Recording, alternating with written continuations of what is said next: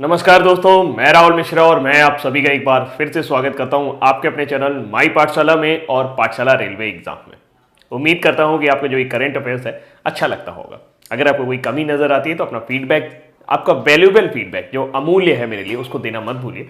कुछ भी ऐसा सजेशन हो जो आप दे सकते हो, बस ये मत करना कि सर वीडियो की लेंथ बढ़ा दो या वीडियो को कम कर दो, बिकॉज ये पूरी तरह से डिपेंड करता है नंबर ऑफ न्यूज़ के ऊपर। अगर न्यूज़ ज़्यादा है, मुझे लगता है कि वो एग्जाम में पूछे जाने लायक है, तो मैं उन्हें आपको बता देता हूँ।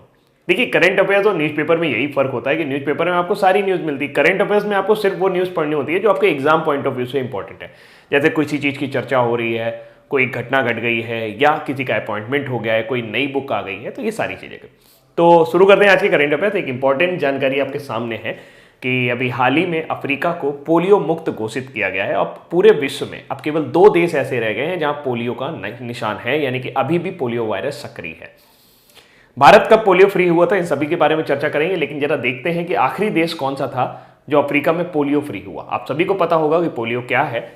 पोलियो एक्चुअल में एक संक्रामक बीमारी है जो कि पोलियो के विषाणु द्वारा होती है। हाल फिलहाल विश्व स्वास्थ्य संगठन सर्टिफिकेट देता है किसी भी देश को कि वहां पर पोलियो मुक्त हुआ या नहीं हुआ। जैसे अभी हाल ही में मालदीव और श्रीलंका को दिया था कि वहां पे मीजल्स और रूबेला, यानी कि खसरा और रूबेला जो है वो पूरी तरह से समाप्त हो गया है। तो विश्व स्वास्थ्य संगठन ने बताया कि अफ्रीका के अंतिम देश नाइजीरिया के पोलियो मुक्त होने के बाद 25 अगस्त 2020 को पूरा अफ्रीका महाद्वीप वाइल्ड पोलियो मुक्त हो गया है, जंगली पोलियो मुक्त हो गया है। इसका मतलब यह है कि वहां पे काफी समय से पोलियो के केसेस नहीं देखे जा रहे हैं। अफ्रीका का पोलियो वायरस मुक्त घोषित किए जाने के बाद अब केवल 2 देश, पाकिस्तान और अफगानिस्तान ही ऐसे बचे हैं जहां पोलियो वायरस सक्रिय है। और ऐसा इसलिए हो रहा है क्योंकि ऐसा माना जाता है कि पोलियो वायरस में जो वैक्सीन है, पोलियो वायरस की वैक्सीन जो है, वो कई लोग ऐसा मानते हैं कि वो इस्लाम धर्म के विरुद्ध है। इस वजह से जो पोलियो के कार्यकर्ता हैं वहाँ पाकिस्तान में, उनके साथ मारपीट भी हुई कई बार। तो ऐसी घटनाएं रहीं जिसकी वजह से जो पोलियो का हटाने का जो अभियान था वो पूरी तरह से नहीं चल पाया। भारत को 2014 में ही पोलियो मुक्त घोषित कर दिया गया था, जब 8 साल में, पिछले 8 सालों के दौरान 2 ही नए मामले सामने आए थे। तो ऐसा पाया गया कि भारत 2014 में ही WHO ने सर्टिफिकेट दे दिया था कि भारत में पोलियो नहीं है। इसके अलावा अगर हम बात करें नाइजीरिया की, तो नाइजीरिया आपका दक्षिण अफ्रीका का एक देश है और इसकी राजधानी अबूजा है।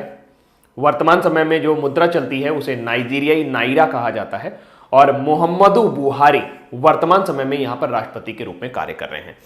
वायरस से जुड़ी हुई, मतलब बीमारियों से जुड़ी हुई एक न्यूज जो इस तरह से मुक्त होने वाली न्यूज थी, वो अभी हाल ही में चर्चा में थी कि मालदीव और श्रीलंका को मीजल्स और रूबेला फ्री घोषित कर दिया गया है। और वो 2023 में ऐसा माना जा रहा था कि मुक्त होंगे, इन दोनों बीमारियों से मुक्त होंगे, लेकिन उससे पहले ही वो मुक्त हो गए हैं।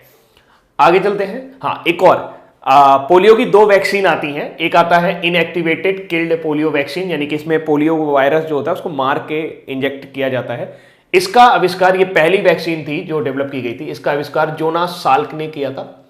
और फिर उसके बाद ओपीवी आई और ओपीवी को भी डेवलप किया गया। तो 1955 में पहली बार पोलियो का टीका जोनास साल्क ने बनाया था।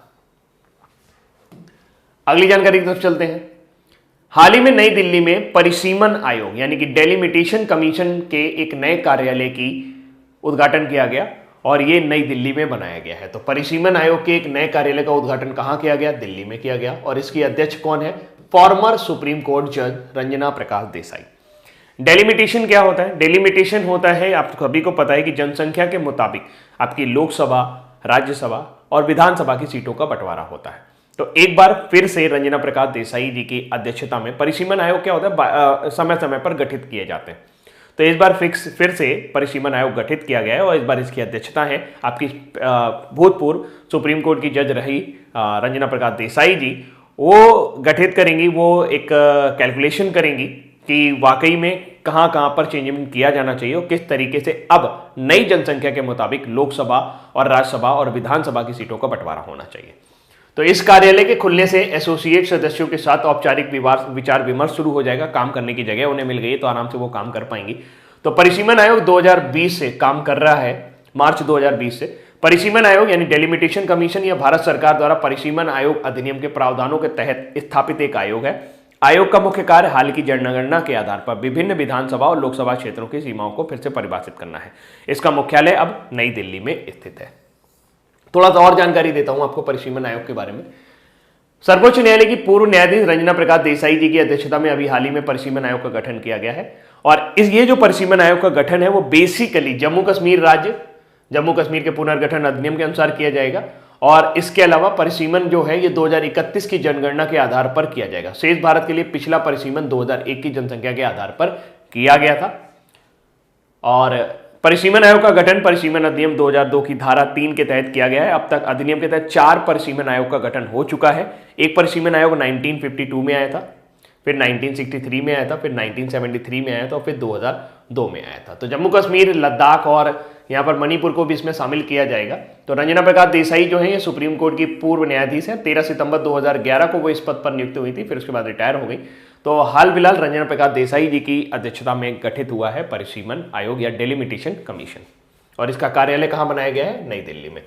एक 9 वर्षीय छात्र हैं जिन्होंने 9वीं कक्षा के छात्र, माफी चाहूंगा 9 वर्षीय नहीं है, 9वीं कक्षा के छात्र हैं जो बलदीप निंगथौजम ने कोरोबोई नाम का एक मोबाइल गेम विकसित किया था, जो अभी कुछ समय पहले तक एंड्रॉयड प्ले स्टोर जो है आपका गूगल प्ले स्टोर, उसमें एंड्रॉयड गेम के कैटेगरी में दूसरे नंबर पर ट्रेंड कर रहा था। तो 9 वर्षीय बालक, 9वीं कक्षा में पढ़ने वाले बालक ने ये गेम डेवलप किया, जो पूरे भारत में काफ़ी ज़्यादा डाउनलोड किया गया, पूरे विदेशों में भी काफ़ी ज़्यादा पसंद किया जा रहा है।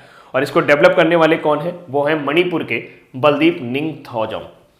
खेल कुछ दिन में पहले ही गूगल प्ले स्टोर में लॉन्च किया गया था और सबसे लोकप्रिय सर्च और डाउनलोड गेम में से एक बन गया है। इस गेम में एक ऐसे कैरेक्टर को इंट्रोड्यूस किया गया है जो लॉकडाउन की वजह से फंस गया है और अपने घर वापस जाना चाहता है और उसको रास्ता खोजना पड़ता है। तो इंटरेक्टिव गेम बनाया गया है। नाम है गेम का कोरोबोई। कोरोबोई किसने बनाया है? कोरोबोई बनाया है बलदीप निंगथौजम ने। कहाँ के रहने वाले हैं? मणिपुर के रहने वाले हैं। अगर मणिपुर के रहने वाले हैं तो मणिपुर के बारे में कुछ इंपॉर्टेंट न्यूज। सबसे पहले अभी हाल ही में यूनाइटेड नेशन ने मणिपुर का एक अभियान था जिसका नाम था खुडोल। खुडोल का मतलब होता है मणिपुरी में गिफ्ट। उनको टॉप 10 ग्लोबल इनिशिएटिव यानी कि वैश्विक रूप पर कोविड-19 के लिए या कोविड-19 से लड़ने के लिए जितने भी अभियान हुए उनमें से सर्वश्रेष्ठ 10 अभियानों में इसको शामिल किया गया था। मतलब इसका स्थान 10वां था। खोंगजोम जो डे है ये आपका मणिपुर से संबंधित है और मणिपुर 1891 यानी 1891 में मणिपुर और एंग्लो मणिपुर वॉर जो हुआ था 23 अप्रैल 1891 को, उसकी वजह से हर साल 23 अप्रैल को खोंगजोम डे मनाया जाता है। इसके अलावा गोवा पहला स्टेट है जिसने अपने आप को कोविड-19 फ्री बताया, जबकि मणिपुर दूसरा स्टेट रहा, यानी मणिपुर दूसरा राज्य रहा जो कोविड-19 से फ्री हुआ, यानी पूरी तरह से मुक्त हुआ। नॉर्थ ईस्ट फ्रंटियर रेलवे ने अभी हाल ही में इंडिया का सबसे लंबा पियर ब्रिज मणिपुर में बनाया है। पियर ब्रिज यानी कि सबसे लंबा पियर ब्रिज है, ये मकरू रिवर पर बनाया गया है थामग्लोंग डिस्ट्रिक्ट में, तामेंगलोंग डिस्ट्रिक्ट में, जिले में, तामेंगलोंग जिले में मकरू नदी पर बना भारत का सबसे लंबा पियर ब्रिज। पियर मतलब का जोड़े वाला ब्रिज है, मतलब इसको डायरेक्टली जोड़ा गया है मकरू रिवर पर। मणिपुर का आंगन फॉ हुम्बा एक प्रोग्राम है जो अरापति मलाई लेकाई इन इम्फाल ईस्ट में लॉन्च किया गया है और इसके जरिए जो बच्चे हैं उनको मिड डे मील प्रोवाइड किया जा रहा था। सेंटर ने अभी हाल ही में डेलिमिटेशन कमीशन बनाया है जिसके बारे में मैं बात कर रहा था कि जम्मू कश्मीर, आसाम, मणिपुर, अरुणाचल और इन राज्यों में वापस से डेलिमिटेशन किया जाएगा, वापस से परिसीमन किया जाएगा। और ये किसके द्वारा हेड किया जा रहा है, किसके द्वारा? अध्यक्ष कौन है इसकी? रंजना प्रकाश देसाई जी। मणिपुर सरकार ने अभी हाल ही में फूड बैंक नाम की एक योजना लॉन्च की थी जिसके जरिए पुअर और नीडी पीपुल यानी कि जो गरीब और नीडी पीपुल है उनको हेल्प किया जा सके। थीम थी हेल्प एंड हंगर टुडे, यानी कि भूख को समाप्त करने के लिए आज मदद करें। लिस्प्रिया कंगजुम जिन्हें भारत की ग्रेटा थनबर्ग भी कहा जाता है, उनको अभी हाल ही में डॉक्टर एपीजे अब्दुल कलाम बाल शांति पुरस्कार दिया गया था और उन्हें अंतर्राष्ट्रीय बाल शांति पुरस्कार भी दिया गया, भारत शांति पुरस्कार भी उन्हें दिया गया। लिस्प्रिया कंगजुम का जो संबंध है वो आपका मणिपुर से है। लाई हरोबा फेस्टिवल का नाम आपने सुना होगा। सिरियू लिली फेस्टिवल जो होंगे ये मणिपुर के फेमस फेस्टिवल हैं जो काफी ज्यादा एग्जाम में पूछे गए हैं। चीफ मिनिस्टर वर्तमान समय में एन बीरेन सिंह है, बीजेपी से बिलोंग करते हैं। कैपिटल इंफाल है, गवर्नर नजमा हेपतुल्ला है और स्टेट एनिमल है Sangai. State bird Hume's pheasant, इसे तीतर भी आप कह सकते हो। और स्टेट फ्लावर है लिली, लिली का फूल जो है वो स्टेट फ्लावर है, स्टेट ट्री है, कोई भी है, जैसे आप बॉन्सम कह सकते हैं। बॉन्सम एक पहाड़ों पर उगने वाला पेड़ है, तो बॉन्सम का जो पेड़ है वो यहाँ का स्टेट ट्री है। तो हाल फिलहाल ये रही मणिपुर की पिछले 6 महीने की करंट अफेयर। अगली जानकारी है, भारत सरकार ने NLC यानी कि national lignite corporation India limited, lignite समझते हैं ना, कोयले की एक प्रजाति होती, कोयले का एक फॉर्म है, तो उसकी खनन करने वाली Neyveli lignite corporation India, Neyveli आपका तमिलनाडु में स्थित है, उसको अभी हाल ही में स्वच्छता ही सेवा कार्यक्रम के कार्यान्वयन में अत्यंत मूल्यवान योगदान देने के लिए पुरस्कार दिया गया है। नेवेली अगर हम बात करें तो तमिलनाडु में स्थित एक कोयले की खान है जिसे लिग्नाइट कोयला निकाला जाता है। ये भारत में उपस्थित सबसे बड़ी लिग्नाइट कोयले की खान है नेवेली में। इसको अभी हाल ही में प्लास्टिक मुक्त, स्वच्छ और हरे भरे परिसर में बदलने के लिए स्वच्छता सेवा 2019 का पुरस्कार प्रदान किया गया है। स्वच्छता सेवा कार्यक्रम की बात करें तो ये माननीय प्रधानमंत्री नरेंद्र मोदी द्वारा दिसंबर 2019 में शुरू किया गया था ताकि लोग आगे आएं और स्वच्छता का महत्व समझें। और स्वच्छ भारत मिशन के अंतर्गत यानी SBM के अंतर्गत ये एक पहल है। NLCIL ने इस कार्यक्रम को 2 चरणों में लागू किया था, यानी कि अपने आप को पूरी तरह से डेवलप। आप सोचो कि कोयला वहां से निकाला जा रहा है, फिर भी वो स्वच्छता सेवा का पुरस्कार जीत रहे हैं, तो बहुत अच्छा प्रयास रहा। पहला चरण 11 सितंबर 2019 से 2 नवंबर 2019 और दूसरा चरण 3 अक्टूबर से 27 अक्टूबर। तो हमें इतना ही नहीं याद रखना है, हमें सिर्फ इतना याद रखना है कि NLC क्या है, Neyveli lignite corporation India limited. Neyveli में स्थित यानी नेवेली तमिलनाडु में स्थित एक खान है जिसे लिग्नाइट कोयला निकाला जाता है, उसको अभी हाल ही में स्वच्छता ही सेवा पुरस्कार से सम्मानित किया गया है और ये स्वच्छ भारत मिशन के अंतर्गत है। सबसे बड़ी बात है उसमें जो रैंक मिली है, टाउनशिप एडमिनिस्ट्रेशन ऑफिस में उसको फर्स्ट रैंक मिली है, थर्मल पावर स्टेशन में भी उसको सेकंड रैंक मिली है और माइन सब स्टोर्स के रूप में उसे 3rd रैंक प्राप्त हुई है। तो इस तरीके से उसको अलग अलग रैंकेज प्राप्त हुई हैं। इसके जो CMD हैं यानी कि चीफ मैनेजिंग डायरेक्टर है वर्तमान समय में राकेश कुमार है। नेवेली लिग्नाइट कॉर्पोरेशन लिमिटेड की बात करें तो NLC इंडिया लिमिटेड भारत सरकार की मिनी रत्न कंपनी है। यह लिग्नाइट का खनन करती है, लिग्नाइट कोयले की सबसे बड़ी खदान है और तमिलनाडु में स्थित है। इसका मुख्यालय चेन्नई में है और तो मुझे नहीं लगता इसमें कुछ खास जानकारी और आपके लिए याद करने लायक है। अगली जानकारी पर चलते हैं। टाटा समूह एक तरह का सुपर ऐप लाने जा रहा है। सुपर ऐप क्या होता है? सुपर ऐप मतलब आप ऐसा समझ लो जैसे कि आप किसी मॉल में जाते हो, कपड़े खरीदने खरीद लिए, मोबाइल खरीदना मोबाइल खरीद लिया, मूवी देखनी मूवी देख लिया, रेस्टोरेंट में जाना रेस्टोरेंट में चले गए, गेम स्पोर्ट्स करना है तो वो भी कर लिया। तो एक तरह से सुपर ऐप क्या होगा कि शुरू में ये मैसेजिंग ऐप होते हैं लेकिन धीरे धीरे इसमें सारी सुविधाएं मिलने लगती हैं, चाहे आपको टैक्सी बुलानी हो, चाहे रेस्टोरेंट करना हो, चाहे जोमेटो करना हो, व्हाटएवर। तो इस तरह का ये ऐप डेवलप होने वाला है। इस तरीके का एक ऐप वीचैट जो चाइना द्वारा विकसित किया गया था, ये उसी का भारतीय रूप होगा। तो ऐसा सुनने में आ रहा है कि अगले साल तक ये लॉन्च हो जाएगा। कौन लॉन्च करेगा? टाटा समूह लॉन्च करेगा। तो टाटा समूह द्वारा अगले वर्ष की शुरुआत तक एक सुपर ऐप लॉन्च करने की तैयारी की जा रही है। इस सुपर ऐप को टाटा समूह की नव स्थापित इकाई टाटा डिजिटल द्वारा विकसित किए जाने का अनुमान है। सुपर ऐप किसी कंपनी द्वारा विकसित एक ऐसा प्लेटफॉर्म है जिसके माध्यम से वह ग्राहकों को एक ही स्थान पर कई प्रकार की सेवाएं उपलब्ध कराते हैं। अगली जानकारी, ये जो आप देख रहे हैं ये है भाई fastest human calculator. Shakuntala Devi का रिकॉर्ड तोड़ दिया है इन्होंने। शकुंतला देवी के ऊपर अभी फिल्म भी आई है, विद्या बालन ने डेवलप की है वो फिल्म, मतलब उसमें अभिनीत, विद्या बालन द्वारा अभिनीत वो फिल्म है। अभिनीत का मतलब एक्ट्रेस है वहां पे। तो हैदराबाद के नीलकंठ भानुप्रकाश, कौन? नीलकंठ भानुप्रकाश कहां के हैं? हैदराबाद के। क्यों बातचीत हो रही है? क्योंकि इन्होंने माइंड स्पोर्ट्स ओलंपियाड में मेंटल कैलकुलेशन वर्ल्ड कप में भारत के लिए पहला स्वर्ण पदक जीत लिया है और इस तरीके से उन्होंने कई सारे रिकॉर्ड भी ध्वस्त कर दिए हैं। उन्होंने शकुंतला देवी और स्कॉट फ्लेंसबर्ग जैसे दिग्गज गणितज्ञ के रिकॉर्ड को तोड़कर एक नया ऑल टाइम रिकॉर्ड कायम किया है। भानुप्रकाश ने 167 के स्कोर के साथ स्वर्ण पदक अपने नाम किया है। मतलब कहने का मतलब ये होता है कि एक बड़ी सी कैलकुलेशन दी जाती है, उसे कैलकुलेट करते हैं, कैलकुलेटर से जल्दी ये लोग कैलकुलेट कर लेते हैं। किस तरीके से करते हैं? डेवलपमेंट होता है, धीरे धीरे बढ़ जाता है। भानुप्रकाश के शब्दों की बात करें तो कहा जाता है कि वैसे कैलकुलेटर के जमाने में और कंप्यूटर के जमाने में आपको इतनी तेज कैलकुलेशन करने की कोई आवश्यकता नहीं है, बिल्कुल आवश्यकता नहीं है। इवन मैं तो मेरी भी कैलकुलेशन बेकार हो गई एकदम, मेरी बात ही नहीं हो रही यहाँ पर। तो कहते हैं कि यूसेन बोल्ट है जो बहुत कम समय में 100 मीटर की दूरी दौड़ता है। अब उससे क्या तेज कारें नहीं दौड़ सकती, तो इतना तेज भागने की क्या जरूरत है? लेकिन फिर भी ये दिखाता है कि आप अपने शरीर को कितने अच्छे तरीके से डेवलप कर सकते हो, किसी भी सीमा तक जा सकते हो। तो फिलहाल हैदराबाद के आपके नीलकंठ भानुप्रकाश जी बन गए हैं विश्व के सबसे तेज ह्यूमन कैलकुलेटर। 20 साल के हैं और नीलकंठ भानुप्रकाश दिल्ली विश्वविद्यालय के सेंट स्टीफन कॉलेज में गणित के छात्र हैं और उन्होंने दुनिया के सबसे तेज ह्यूमन कैलकुलेटर होने के लिए 4 वर्ल्ड रिकॉर्ड और 50 लिम्का वर्ल्ड रिकॉर्ड अपने नाम कर लिए हैं। अगली जानकारी है सरकारी थिंक टैंक यानी कि नीति आयोग के अनुसार जो भी कोस्टल एरियाज हैं, जो भी आयात या इंपोर्ट एक्सपोर्ट वाले पोर्ट हैं, उनमें अगर देखा जाए तो गुजरात सबसे बढ़िया रहा। वो निर्यात तत्परता सूचकांक में सबसे नंबर 1 पर आया है क्योंकि वहां पर जो फैसिलिटीज हुई, जिस तरीके से वो अपना प्रबंधन कर रहा है, वो सबसे बढ़िया। तो सरकारी थिंक टैंक की रिपोर्ट के अनुसार गुजरात ने नीति आयोग के एक्सपोर्ट प्रिपेरेंस इंडेक्स में 2020 में टॉप किया है और दूसरे और तीसरे स्थान पर क्रमशः महाराष्ट्र और तमिलनाडु आए। पहले स्थान पर गुजरात, दूसरे पे महाराष्ट्र, तीसरे पे तमिलनाडु। कौन सा इंडेक्स है? इंडेक्स है निर्यात तत्परता सूचकांक यानी कि एक्सपोर्ट प्रेपेरेंस इंडेक्स। लॉकडाउन वाले राज्यों की बात करें, जिन जगह पे लॉकडाउन रहा वहां से एक्सपोर्ट की बात की जाए तो राजस्थान ने सबसे अच्छा प्रदर्शन किया है, उसके बाद तेलंगाना और हरियाणा का स्थान यहां पर रहा है। हिमालय राज्यों की बात करें, जहां पे हिमालय है वहां पे उत्तराखंड चार्ट में सबसे ऊपर है, इसके बाद त्रिपुरा, हिमाचल प्रदेश है। रिपोर्ट में यह भी कहा गया है कि केंद्र शासित प्रदेशों में दिल्ली ने सबसे अच्छा प्रदर्शन किया है और इसके बाद गोवा और चंडीगढ़ का स्थान है। तो आपको सिर्फ इतना याद रखना है कि टॉप पर कौन है। गुजरात टॉप पर है, उसके बाद वाला याद रखना चाहते हैं तो भाई महाराष्ट्र और तमिलनाडु भी याद कर लीजिए।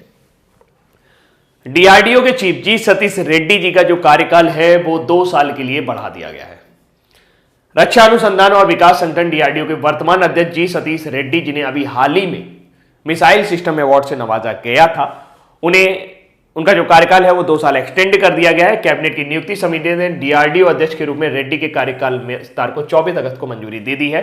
उन्हें अगस्त 2018 में 2 वर्षों के लिए इस पद पर नियुक्त किया गया था। इसके अलावा वो 26 अगस्त के बाद 2 वर्षों के लिए डीआरडीओ के सचिव भी रहेंगे। तो डीआरडीओ के कार्यकाल से याद आ रहा है कि अभी हाल ही में हमारे अटॉर्नी जनरल जो है के वेणुगोपाल जी हैं, उनका भी जो कार्यकाल था वो 1 ईयर एक्सटेंड किया गया था और ये न्यूज जो है वो 13 जून की है। डीआरडीओ की बात करें तो डीआरडीओ यानी कि डिफेंस रिसर्च के सेक्टर में देश की अग्रणी कंपनी है, सबसे ज्यादा रिसर्च यहीं से आती है। और जिस तरीके से अभी हमारे राजनाथ सिंह जो रक्षा मंत्री हैं उन्होंने बोल दिया कि 101 जो सामान है सेना के लिए वो सब घर पे ही बनाने हैं, यानी कि आत्मनिर्भर के हिसाब से हमें यहीं पर डेवलप करने होंगे, तो फिर से डीआरडीओ का काम काफी ज्यादा बढ़ गया है। ऐसे में एक अनुभवी आदमी की जरूरत थी, इसी वजह से इनका कार्यकाल बढ़ाया गया। वैसे डीआरडीओ की स्थापना 1958 में की गई थी। उत्तरदायी मंत्री यानी वर्तमान समय में जो मंत्री हैं वो राजनाथ सिंह है, इसकी डिफेंस मिनिस्ट्री के अंतर्गत आता है ये।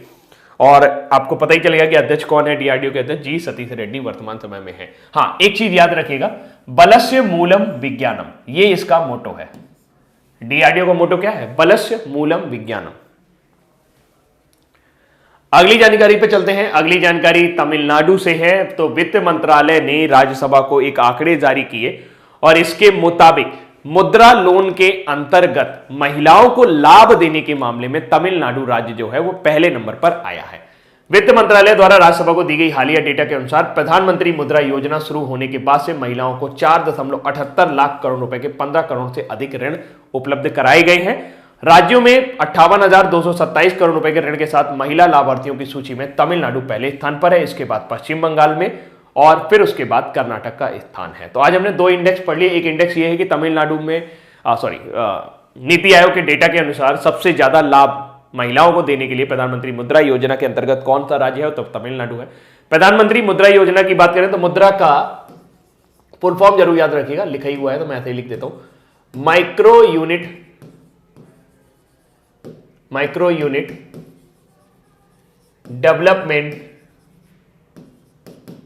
Refinance agency, micro unit development refinance agency. ठीक है, इसका फुल फॉर्म जरूर याद रखिएगा।